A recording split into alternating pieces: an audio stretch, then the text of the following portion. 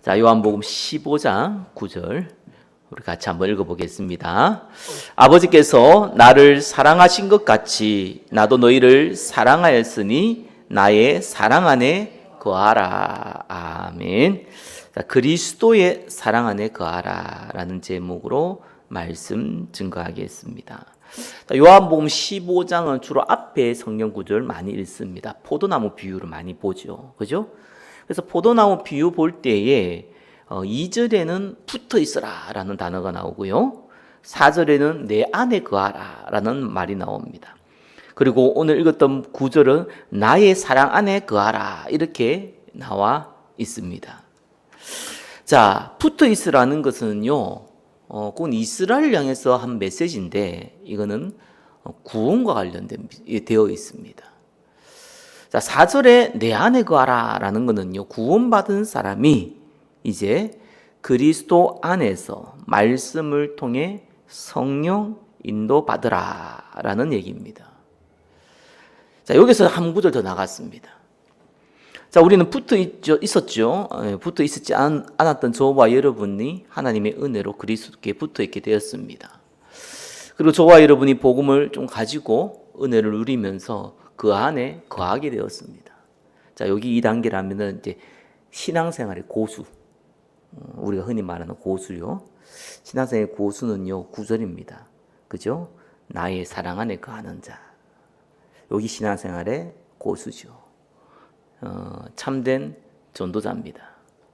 바울이 얘기했죠. 믿음도 아니고, 그죠? 소망도 아니고. 그러나 결국은 뭡니까? 사랑이라고.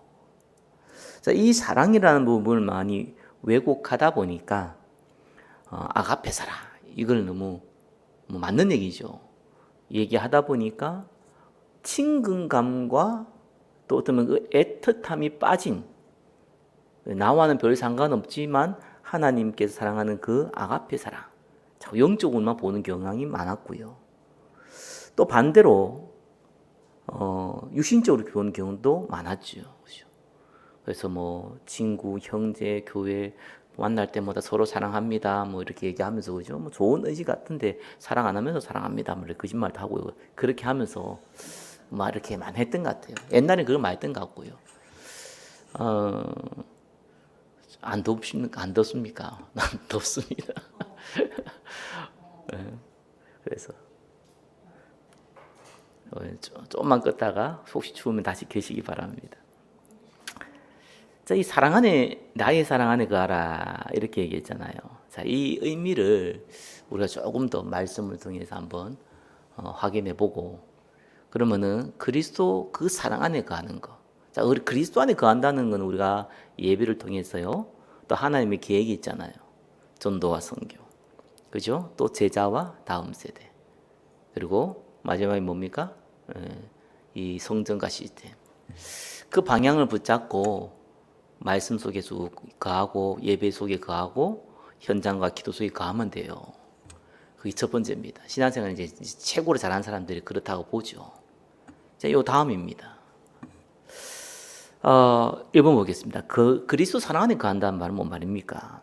1번에 1번. 일단 명령했어요. 하나님이 뭐라고요? 거하라 이렇게 명령을 했습니다. 자, 이 거하는 게 뭐냐니까 1번에 2번 내용이죠. 서로 사랑하라는 세 계명을 지키는 겁니다.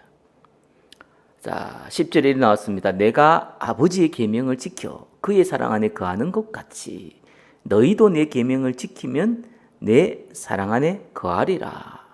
자, 내 계명은 요한복음 13장 34절 나와 있죠. 또 요한복음 15장 요 다음 구절요. 12절에 나와 있죠. 그게 뭡니까? 요한복음 13장 34절은 세 계명을 너희에게 주노니 서로 사랑하라. 내가 너희를 사랑한 같이 너희도 서로 사랑하라. 또 다음 구절에 12절에 내 계명은 곧 내가 너희를 사랑한 것 같이 너희도 서로 사랑하라 하는 이것이니라. 자, 서로 사랑하라는 것은 이 서로 사랑하라. 너희도라고 했잖아요. 누굴 사랑하는 중요합니다. 당연히 구원받은 자, 좀 더 나가면은 구원받을 자지요. 그 사람 사랑합니다. 우리는 불신자를 사랑해야 되지만 구원받을 불신자를 찾는 마음으로 사랑하는 게 맞죠. 자, 이 마음을 가지고 사랑하라는 거예요. 이 당시에 바리새인들은 계명을 지켰잖아요. 예수님이 세 계명이라 했는데 사실 세 계명이 아닙니다. 그죠? 하나님을 사랑하고, 둘째는 이와 같으니 내 이웃을 내 몸과 같이 사랑하라. 예수님 얘기했듯이 그건 구약 계명입니다. 근데 구약 계명인데 이 계명이 결론이 딱 나는데 이 계명을 우습게 여긴 거예요. 그래서 바리새인들은 계명을 왜 지켰냐? 동기가 뭐냐니까 이 계명을 지킴으로 말미암아 내가 의롭게 되는 겁니다. 하나님 앞에, 사람들 앞에 의롭게 되는 것이 동기입니다. 그러나 예수님이 말하는 이 세 계명, 구약 계명에도 불구하고 세 계명이라고 얘기하면서 반드시 지킬 거라고 얘기하는 것은 하나님의 말씀을 지킴으로 말미암아 그 목적이 나의 의를 드러내는 것이 아니라 다른 형제를 살리는 데 목적이 있는 거죠. 그게 다른 겁니다. 그래서 예수님이 새 계명이라고 얘기한 겁니다. 그래서 이 사랑하는 새 계명을 지키는 것이다라는 거 할 때에 뭐 어떻게 지켜야 됩니까? 아니 아가페 사랑이고 우리는 잘 알고 있잖아요. 그걸 어떻게 지켜야 됩니까? 우리는 너무 복잡하게 생각할 필요 없습니다. 그렇죠? 하나님의 계획만 딱 보면은 우리는 그때그때 하나님이 우리에게 주시는 계명들이 생각이 나게 돼 있어요. 굳이 성경에 기록되지 않아도 생각나는 계명이 있어요. 그래서 바울이 카멜레온 정책을 썼죠. 방법을 썼잖아요. 율법이 있는 자에게는 율법이 있는 것처럼, 없는 자에게는 없는 것처럼, 배운 자에게는 배운 것처럼, 또 못 배운 자에게는 못 배운 것처럼. 왜 그래요? 그 가운데서 구원받을 사람이 있단 말이에요. 그들을 건져내야 되니까. 결국은 불신자를 아가파워, 아가페라기도 하고 아가파워라도 합니다. 그 사랑을 전하기 위해서는 어떻게 합니까? 어떻게 하든지 복음 받을 수 있도록 관계를 형성하고, 어떻게 하든지 복음 들을 수 있도록 장을 마련하는 거. 그것이 저와 여러분이 복음 받을 사람을 향한 사랑입니다. 자, 그러면은 교회 안의 사랑도 중요하죠. 왜냐하면 우리는 현장에서 불신자와 대하지만 또 교회와 가정에서 구원받은 가족들 또 성도들과 대하게 됩니다. 그래서 저는 최고의 사랑은 뭐냐라고 할 때에 사랑은 어쩔 수 없습니다. 영적 존재이기 때문에요. 그 예배라는 것은요 사실 모든 거거든요. 그래서 예배를 우습게 여기면 하나님도 그 사람을 우습게 여길 수밖에 없어요. 쓸 수가 없는 겁니다. 포도 나온 비유처럼 우리가 그리스도 안에 없으면 하나님 쓸 수가 없잖아요. 그 하나님 만나는 통로가 뭡니까?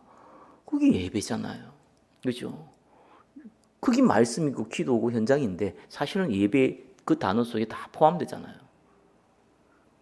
그래서 어떻게 하든 성도들은요 예배 자리에 나오도록 도와야 됩니다. 그렇죠? 우리가 생일 맞이하면 선물도 주고 하잖아요. 그렇잖아요. 수고도 하고 노력도 하고 이 사람이 힘들면 도와주기도 하잖아요. 근데 이 예배 자리에 나오도록 돕는 것에 대해서 많은 분들이 무관심합니다. 왜 그러냐니까 지가 원해야지 편이지 지가 아니고 찍찍이 지가 아니고 자기가 원해야지 가는 거지 이렇게 표현합니다. 맞습니다. 그죠? 그래서 그 사람은 그리스도 안에 거하는 사람이에요. 그렇게 말하는 사람. 그러나 그리스도의 사랑 안에 거하는 사람은 아닙니다. 왜냐하면 한 단계 뛰어넘은 거거든요. 살리려면은 불신자를 살리려면 복음 받아야 되고요. 성도를 살리려면 예배 속에 있어야 돼요. 그렇지 아니하면은 하나님의 음성을 들을 수 없습니다. 아니 들어도 내 것이 안 됩니다. 여기에 대한 수고와 거기에 대한 애탐과 거기에 대한 안타까움 이런 부분이 참 없어요. 목사 입장에서는요 교회 예배 나오면 좋잖아요. 그래서 약간 동기가 들어가는 것 같아요. 그건 좀 어쩔 수가 없는 것 같아요. 그래서 목사들이 잘 얘기를 안 할 수도 있겠죠. 또 하더라도 동기를 좀 가지고 할 수도 있겠죠. 그러나 그 말은 맞는 말입니다. 그리고 성도들은 그 생각을 가지고 접근을 하셔야 돼요. 천하에 없는 하나님 말씀을 깨달아도요, 결국 사랑이 없으면은 영혼을 사랑하는 마음, 또 그리스도 안에서 형제를 살리고자 하는 마음이 없으면요, 하나님이 안 쓰는 게 아니라 절대로 안 씁니다. 그죠? 혹 쓰더라도, 그죠? 말고 또 지나가는 사람 원, 지나가는 사람 투, 엑스트라로 쓰는 것이죠. 쓸 수가 없는 겁니다. 자, 그래서 예배의 자리에 오도록 돕는 거예요. 자, 예배의 자리에 오는 사람은요, 사명의 자리에 들어와야 돼요. 그거밖에 없어요. 사명이 없으면은요, 사실상 하나님의 능력을 체험할 수 없습니다. 누가복음 10장 19절, 내가 너에게 뱀과 정갈을 밟으며 원수의 모든 능력을 제할 권능을 주었나니 너희를 해칠 자가 결코 없으리라. 한번 보세요. 이 흑암 저주 사단 권세를요, 우리가 싸우지 아니하면은 그들도 우리를 웬만하면 공격하지 않습니다. 왜냐하면 공격하면은 역 공격당할까봐. 우리가 공격당하면 기도해 버리잖아요. 사단이 제일 싫어하잖아요. 그래 굳이 안 건드리려고도 할 겁니다. 스스로 영적 문제로 무너질지 몰라도 사단이 직접적으로 잘 안 건드려요. 근데 저와 여러분이 건드리면 어떤 일이 벌어집니까? 가만히 있지 않잖아요. 그래야지 누가복음 10장 19절을 체험할 수 있다니까요. 아니, 뱀과 종과를 공격을 안 하는데 무슨 뱀과 종과를 밟습니까? 그렇잖아요. 밟으려면 보여야지 밟지. 그렇잖아요. 이 사단의 공격이 이 보여줘야지 밟을 거 아니에요. 그리고 그 어떤 공격도 그거 어떻게 합니까? 우리 이길 수가 없어요. 그러니까 너희를 해할 자가 결코 없으리라. 이걸 체험을 하는 겁니다. 그러니까 사명이 없으면은 말씀이 살아있지가 않아요. 그냥 이론이고 공허한 거예요. 그래서 예배 자리는 왜 중요하냐니까 예배 자리에 있으면 첫 번째 바뀌는 영적 상태가 바뀝니다. 그죠? 근데 예배 자리에 계속 있을 뿐이면은 영적 상태가 오히려 더 무너질 수 있습니다. 예, 매너리즘이 빠지거든요. 그래서 반드시 예배 자리에 들어간 사람은요, 사명의 자리를 끌어줘야 돼요. 미션이 있어야 된다니까요. 그러니까 교회 안에서도 직분 같은 걸 막 입으로 맡기잖아요. 왜 그러냐니까요. 육신적인 일이라도 사람이 그 맡은 일이 있으면요, 그것 때문에 예배 나오기도 하고요, 그것 때문에 좀 게으름도 줄어들고 그럽니다. 그 신방 같은 것도 내가 볼 때는 예전에 많이 하고 그랬는데 목사님들이 참 중요하다고 보거든요. 신방을 해야지 청소라도 할 거 아닙니까? 진짜 어떤 집안이 평생 청소하는 사람 집안도 있어요. 여러분들은 청소 잘할지 몰라도 진짜 청소하는 사람들 많아요 집에. 뭐 호더스라고 집에 물건 쌓아놔가지고 쓰레기장 만든 사람들 있지만 그건 좀 심한 거고 이건 정신 문제고, 그렇지 않아도 전혀 집에 가면은 관리 안 된 사람 많습니다. 청소 안 하고요. 그리고 한 번씩 가줘야지 외부 사람들이 손님도 와야지, 그죠? 청소도 하고 버릴 건 버리고 그럽니다. 우리나라 사람들고 전 세계 사람도 그렇지만 그 버리는 걸 잘 못합니다. 후진국의 경험을 경험해 본 사람, 가난함을 경험해 본 사람은요, 잘 못 버립니다. 왜 그렇습니까? 버리면은 나중에도 쓸 필요 있을 건데 그때 어떡하냐 이런 생각 갖고 있거든요. 물질이 굉장히 풍성하지 않더라도요, 그래도 조금 선진국에 사는 사람들은 쉽게 버립니다. 왜냐하면 새로 구할 수 있으니까요. 저와 여러분들이 이렇게 많은 사람들이 알게 모르게 가정에서도 영적 문제 많거든요. 물건 쌓아놓은 것부터 청소 안 한 것부터 시작해서 뭐 아무튼 여러 가지 막 귀신들이 왔다 갔다 할 수 있는 분위기도 있고요. 그래서 신방도 하는 거예요. 그거 한 계기로 여러 가지가 바뀝니다. 육신적으로. 근데 영적인 사명을 가지면은요, 사람이 무너져도요, 무너질 수가 없어요. 그래서 사명의 자리로 자꾸 가야지만 하나님의 능력도 체험하고 실제적인 걸 체험합니다. 옛날에 순복음 교회들이 왜 자꾸 이렇게 응답 받았냐니까 그는 좀 보이는 걸 체험 많이 했잖아요. 뭐 방어, 뭐 예언, 이런 신비를 많이 체험했단 말이에요. 막 굳이 나쁘다고는 보일 수 없는데 이러다 보니까 왜곡되기 쉽죠. 근데 그 사람들은 오히려 뭐 조금 잘못돼도 믿음이 든든해요. 근데 전도와 선교, 복음 위에서 움직이는 사람들이 오히려 믿음이 없습니다. 뭐냐, 이거 현장에 체험이 없어요. 하나님이 성령을 역사한다는 체험이 없어요. 그러니까 불신앙이 많죠. 차라리 방언하고 있는 사람들은요, 불신앙이 쫓다니까 틀린 거 붙잡아가지고 망하지. 우리는 옳은 거 붙잡고도 안 믿어요. 자, 사명의 자리에 간 사람한테는요, 뭘 도와줘야 됩니까? 합니까? 기도를 도와줘야 돼요. 보통 기도를 한 사람들이 사명 가진 것 같아도 안 그렇습니다. 사명을 가진 사람이 그때부터 하나님이 주시는 언약 기도를 할 수 있어요.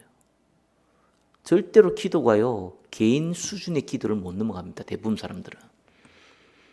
육신적인 거, 내 문제, 우리 가정 문제, 이 수준을 못 벗어납니다. 왜? 힘들고 어려우니까. 그러니까 여러분 사람들 할 때도요, 얘기 들으면 어려운 사람들 있잖아. 힘들고 바쁘고 그거 속지 마세요. 안 힘든 사람은 어디 있고 안 바쁜 사람은 어디 있습니까? 아니 뭐 많이 했겠지만 안 바쁘다고 해서 뭐 행복하고 바쁘다고 해서 불행합니까? 안 그렇습니다. 바쁜 사람은 오히려 더 건강합니다. 안 바쁜 사람이 몸이 더 안 좋아요, 보면은. 그러니까 자꾸 우리가 딴 거 착각하면 안 된다니까요. 그 사람들에게 사명이 없으면요, 부지런한 사람들은 자꾸 세상 일에 빠져버립니다. 하나님이 사명이 없으면요, 이 게으른 사람들은 영적 문제에 빠져버려요.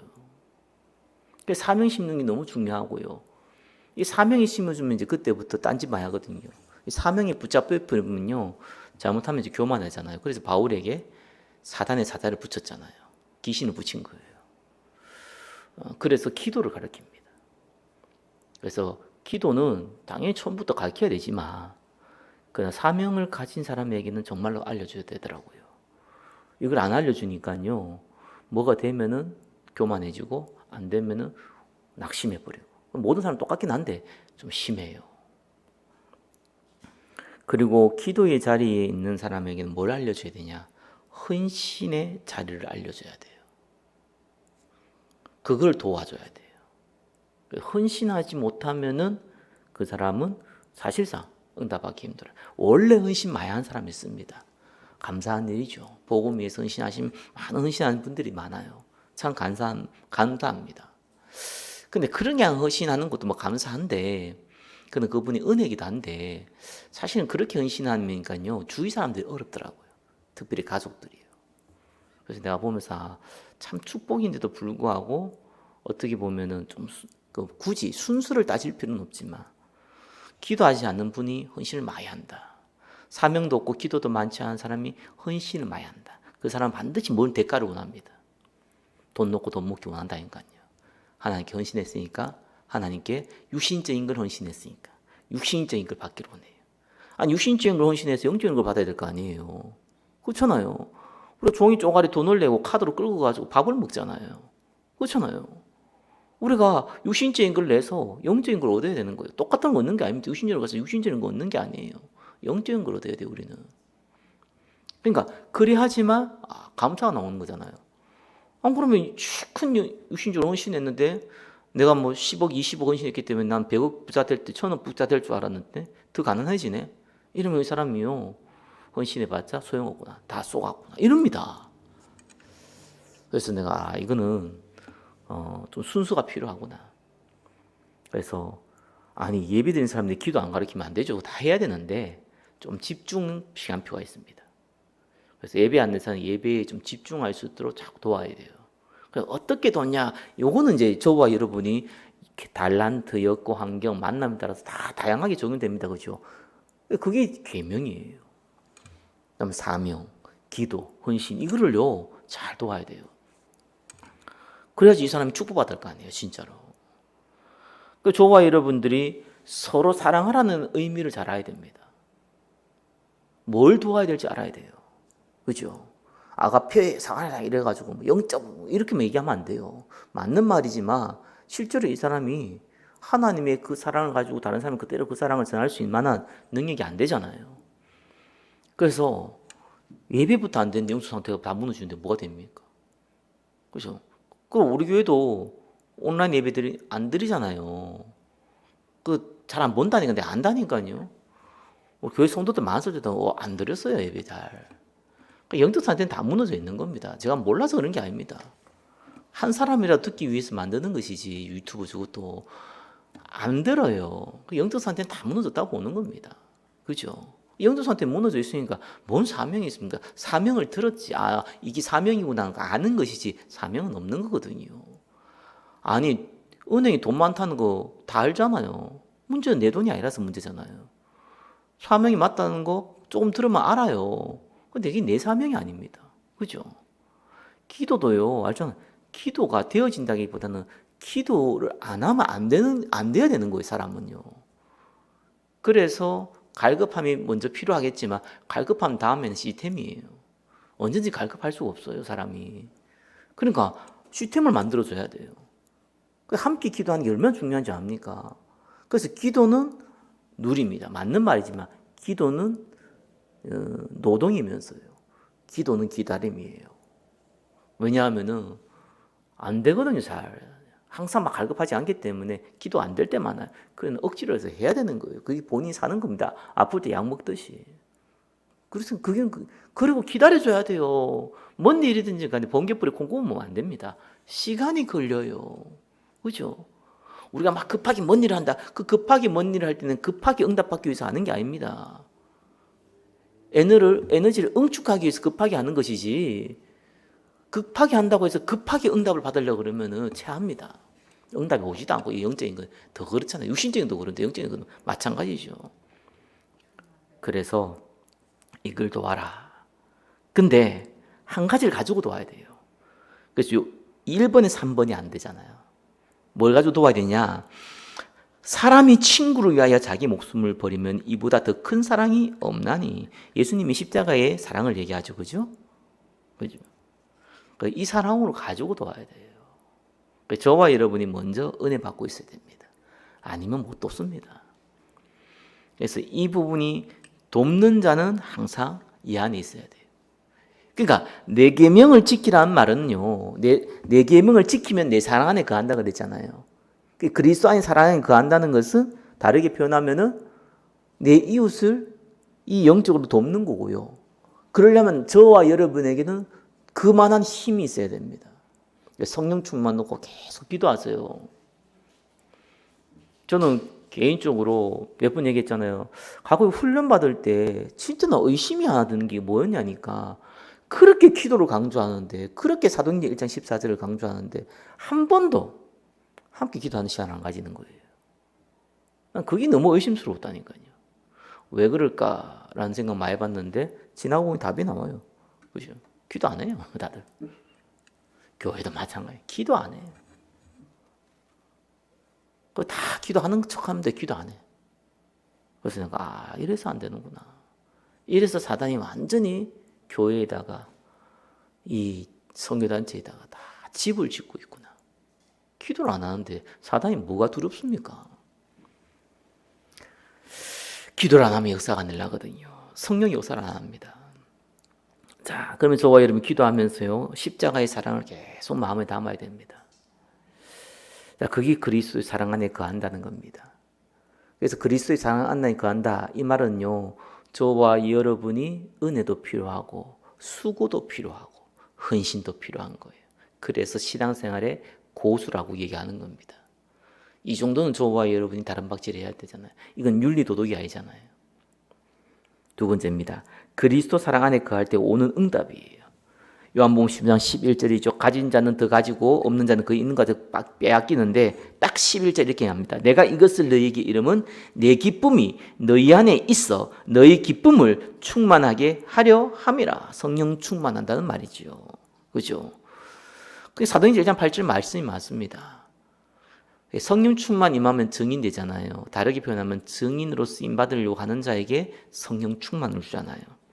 살리고자 하는 자에게 하나님이 우리에게 기쁨을 주시는 겁니다.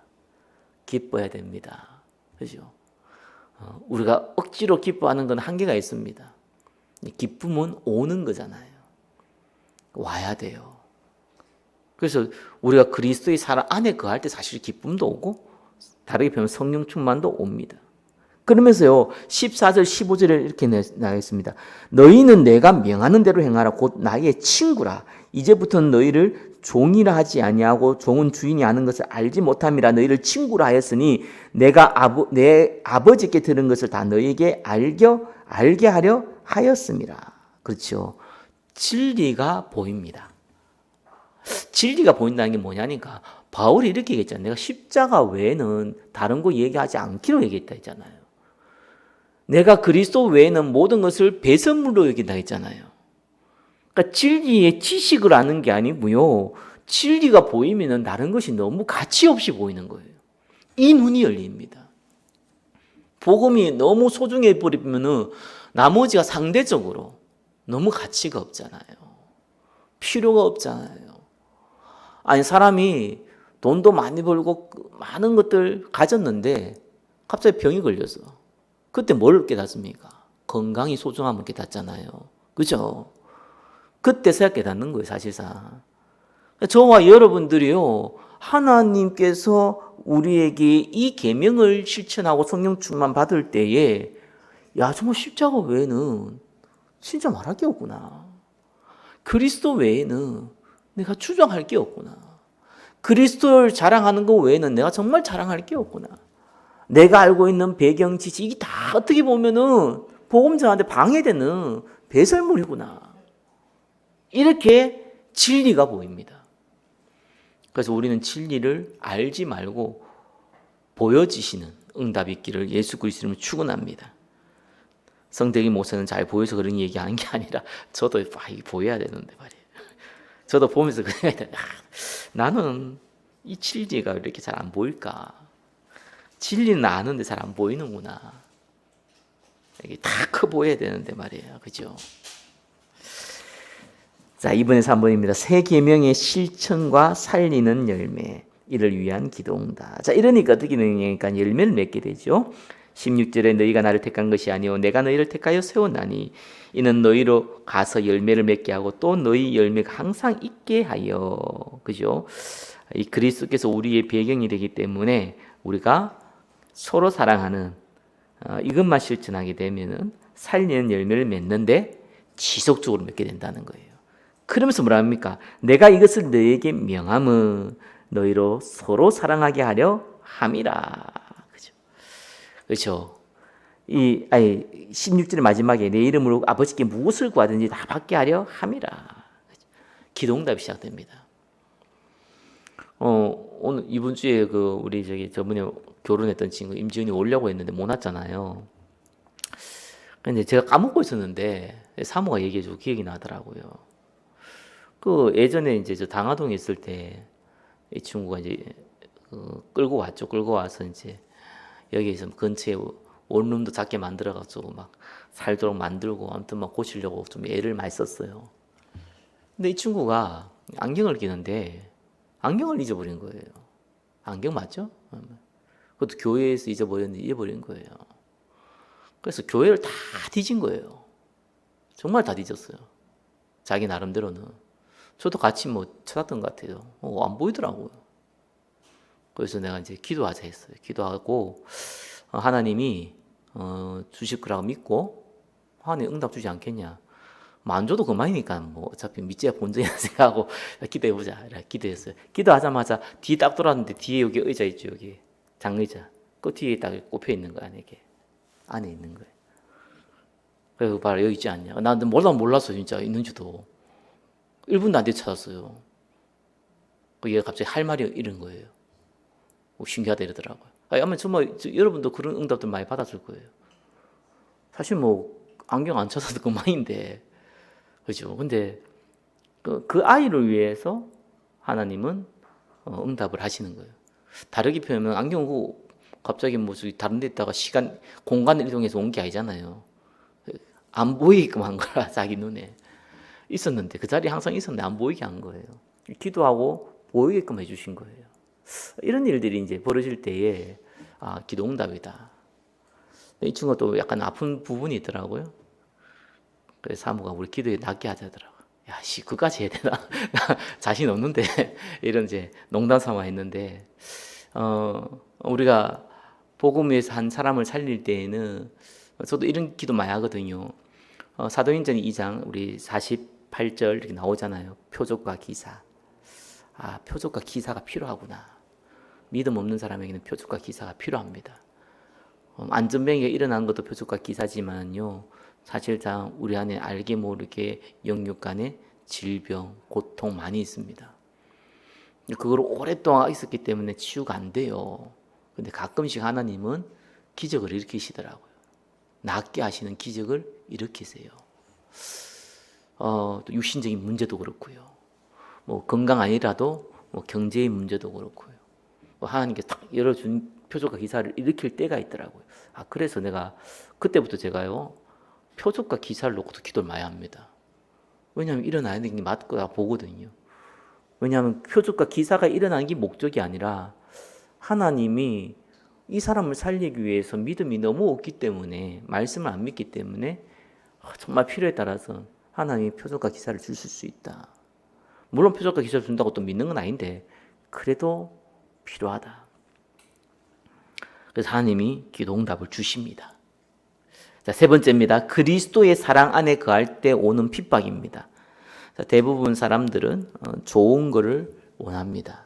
그러나 나쁜 거는 피하고 싶습니다. 저와 여러분 인생 살아갈 때 핍박이 한 번도 없다. 확실히 아시기 바랍니다. 나는 불신자다. 아니 불신자 같은 인생이다. 저와 여러분이 복음 때문에 핍박을 한 번도 안 받았다. 저는 개인적으로 불신자의 상태라고 봅니다. 그건 그럴 수가 없는 거예요. 성경을 부인한 거거든요. 성경 66권 어느 걸 뒤져봐도요. 복음 전하는 사람은 핍박을 받게 돼 있습니다. 복음 전하는데 사랑을 받고 위로를 받고 항상 힘을 얻고 글쎄요. 신천지 아닐까 그런 생각도 가끔씩 듭니다. 하나님의 교회 아닐까 그런 생각도 듭니다. 저 완전사거리에서 보니 전도지 할 때 보니까 그 하나님의 교회 사람이 그 저기 사거리 전도를 이렇게 길 건너온 사람한테 쪽지 하나 딱 들고 딱 오면은 관심 없냐 이렇게 묻더라고요. 나는 그인지도 모르고 그냥 뭐 교회에서 완전히 생각도 못하고 그냥 가가지고 뭡니까 물티슈하고 주면서 예수 믿으라고요. 이 사람이 딱 저를 딱 보더만요. 뭐라고 얘기하냐니까 불편하지 않냐는 거예요. 안 불편하세요? 딴 데 가서 하자 안 됩니까? 내가 여기 먼저 왔는데 뭐 여기가 무슨 나발이다 이거 그러면서 불편하지 않냐는 거예요. 내가 단번 얘기했어요. 안 불편해요. 난 반가워요. 그래서 웃으면서 반갑다고 했더만 이 사람 얼굴 찌그리고 있더라고요. 얼굴 썩은 표정 가지고 알고 있더라고요. 그래서 이단도 핍박을 받아요. 자기 나름대로 진리 전한다고. 하물며 진리의 말씀을 전하는데 우리가 핍박을 안 받는다? 고통을 안 받는다? 물론 나라와 국가 시대마다 다르지만 그건 그걸 뛰어넘어서 그 나름대로 오게 돼 있습니다. 그래서 18절 이걸 잘 알려줘야 되는 것이요. 예수 믿으면은 복 받는다는 얘기도 해줘야겠지만 예수 믿으면 핍박 받는다는 얘기도 해줘야 돼요. 아니면 당황합니다. 18절 세상이 너희를 미워하면 너희보다 먼저 나를 미워한 줄로 알라. 그렇죠? 너희가 세상에 속하였으면 세상이 자기의 것을 자랑할 것이나 너희는 세상에 속한 자가 아니요 도리어 내가 너희를 세상에서 택하였기 때문에 세상이 너를 미워하느니라. 자, 세상이 뭡니까? 낙원을 잃어버린 신라원이잖아요. 요한복음 8장 44절 사단이 아비 노릇하고 있잖아요. 요한복음 12장 31절 세상에 임금 노릇하고 있잖아요. 고린도후서 4장 4절 잘 알고 있죠? 세상의 신노릇을 하고 있습니다. 거기 세상입니다. 그러니까 이 악한 영이 붙잡고 있는 세상입니다. 그런데 우리는 하나님 나라에 속한 자예요. 세상에 속한 자가 아니라. 당연히 미워하는 거예요. 그죠? 계시록 12장 12절에 보니까요. 마귀가 자기의 때가 얼마 남지 않는 줄 알므로 크게 분내어 너희에게 내려갔습니다. 이래 나옵니다. 사단의 목적은 뭐냐? 자기가 지옥 가는 걸 왜 모르겠습니까? 그 똑똑한 존재가. 그래서 목적은 간단해요. 어떻게 하든지 간에 시간을 딜레이하자. 그게 목적이에요. 그래서 이건 신학적으로 조금 논쟁은 있지만 왜 아담과 하와를 사단이 무너뜨렸냐? 알다시피 사단은 아담과 하와가 이미 지어지기 전에 타락한 존재잖아요. 그를 위해 만든 게 지옥입니다. 아담과 하와 쉽게 말하면 물귀신 작전을 해야 되는 거예요. 그래야 시간을 늦추죠. 사단은 시공간을 초월하지 못합니다. 공간은 초월할 줄 몰라도 시간을 초월하지 못해요. 시간은 하나님만 초월합니다. 그렇죠? 그러니까 시간을 초월할 수 없기 때문에요. 자기 때를 알잖아요. 시간은 끄는 겁니다. 과학자들이 많이 밝혔더라고요. 그죠? 시간과 공간의 개념. 우린 3차원 세계잖아요. 4차원의 세계 막 이런 얘기 막 하잖아요. 그래서 저와 여러분 사단은요. 3차원 세계를 못 넘습니다. 그죠? 4차원 세계는 하나님의 세계입니다. 과학이 아무리 발달돼도 4차원 세계는 못 가요. 그러니까 저와 여러분들은요. 이 사단이요. 3차원 세계에 딱 갇혀 있어서 가지고 어떻게 하느냐. 어떻게 하든지 간에 저와 여러분 복음을 안 전하면은 이게 시간의 개념이 아니잖아요. 예수님 재림이 모든 민족에게 복음이 증거돼야지 오거든요. 그 개념이지 맨날 며칠 몇 시에 오는 개념이 아니에요. 그렇기 때문에 사단은 그걸 막는 겁니다. 그러니까 정말 살리고 복음 전하고 하려고 하는 십자가의 사랑을 가지고 하려는 저와 여러분들을 공격하는 것은 너무 당연하다. 그래서 20절에 내가 너희에게 종이 주인보다 더 크지 못한다 한 말을 기억하라. 사람들이 나를 박해하였은 즉 너희도 박해할 것이고. 그렇죠? 우리는 그리스도의 종인데 그리스도 박해했는데 저와 여러분이 종된 내 말을 지켰은 즉 너희 말도 지킬 것이라. 이 무슨 말이냐니까요. 이 세상에 속한 자가 너희 말을 예수님의 말을 지켰으면은 너희 말도 지키겠지만 사실은 안 지키지 않냐. 그 말이 비꼬는 표현이거든요. 이걸 뭐 다르게 표현할 수도 있어요. 반대로 박해도 하지만 예수님 말 들은 사람은 너희 말도 들을 것이다. 이렇게 표현도 할 수 있고. 그러나 좀 지설적으로 표현하면 이 표현은 내 말을 지키신 자 너희 말도 지킬 것이다 라는 말은 이런 일이 없다라는 거예요. 세상은 이런 일이 없다. 이거를 비꼬는 말입니다. 그렇죠? 그래서 우리 흔히 얘기하잖아요. 그죠? 할 때 너무 일을 이상하게 하면 참 잘한다 이렇게 얘기하잖아요. 충청도 사람들 식당 가서 맛이 너무 없으면은 야, 이 집은 물이 맛집이다면서. 그래서 충청 사람 아니면 이해 못한다고 하더라고요. 저도 그 말 듣고 무슨 말인가 싶었어요. 물이 맛있냐 생각하는데 그 말이 아니고 물 외에는 먹을 게 없다는 거예요. 그러더라고요. 그러니까 땅에 지질 맛이 없으니까 이 집이 물이 맛집이라고 그런 표현을 쓰더라고요. 그게 그 이 말입니다. 내 말을 지키시는 네 말도 지킬 것이다. 그렇죠? 안 지킨다 이 말입니다. 21절에 그러나 사람들이 내 이름으로 말미암아 이 모든 일을 너희에게 하리니 이는 나를 보내신 이를 알지 못함이라. 저도 이제 말을 표현을 좀 이게 제가 수준이 안 높은데 제 수준이 높은 줄 알고 사람들도 다 같이 내가 생각한 줄 알고 실수했던 것들이 많이 있더라고요. 그래서 제가 이제 목회도요, 나 안 되면은 나 다 이렇게 다 때려받고 하고 나 그만둘 거야 이런 표현을 썼거든요. 그랬더니 그만둔 줄 알더라고요. 그래서 야 이게 아닌데 나는 몰빵하겠다는 배수의 진을 치겠다는 얘기인데 야 이렇게 이해할 수도 있구나. 내가 수준이 높았구나. 스스로를 위로하면서 표현력이 문제가 있구나. 그래서 내가 이런 표현 쓰면 안 되겠다 싶더라고요. 우리는 이렇게 당연히 핍박받아야 되는 겁니다. 그러니까 핍박받아야 된다는 게 핍박이 오는 걸 이상하게 여기면 안 됩니다. 복음 전하는 것 때문에 어려움 오는 것을 너무 이상하게 생각하면 안 돼요. 솔직히 우리나라는요, 복음 전하는 것 때문에 어려움은 진짜 유신적인 어려움은 사실은 적습니다. 그렇죠? 뭐 그것 때문에 여러분 감옥에 갇힌다거나 목숨을 위협하고 이런 건 없잖아요. 감사하죠. 심리적인 고통은 오겠죠. 3번 2부입니다. 핍박받는 자의 결과입니다. 내가 와서 그들에게 말하지 아니하였더라면 죄가 없으려니와 지금은 그 죄를 핑계할 수 없느니라. 여러분 이게 무슨 말인 것이요? 예수님의 말씀을 듣고 안 따라오잖아요. 그죠?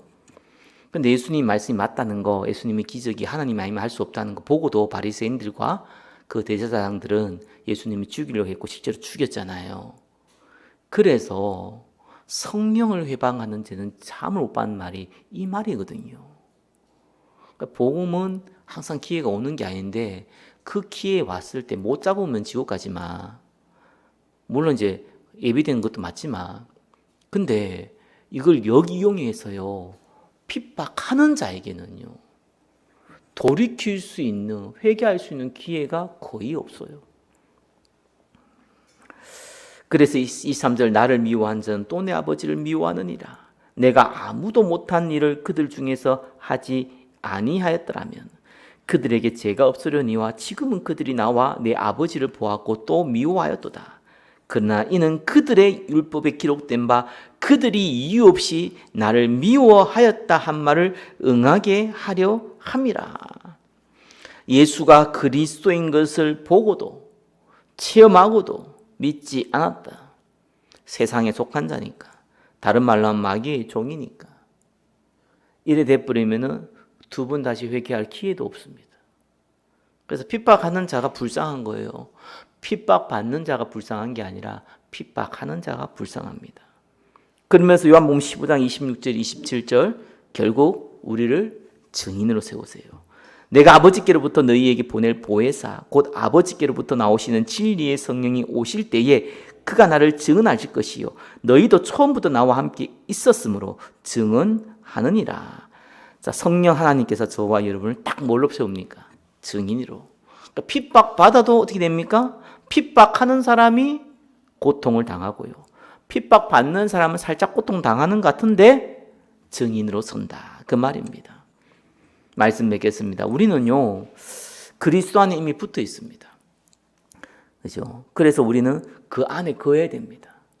그죠?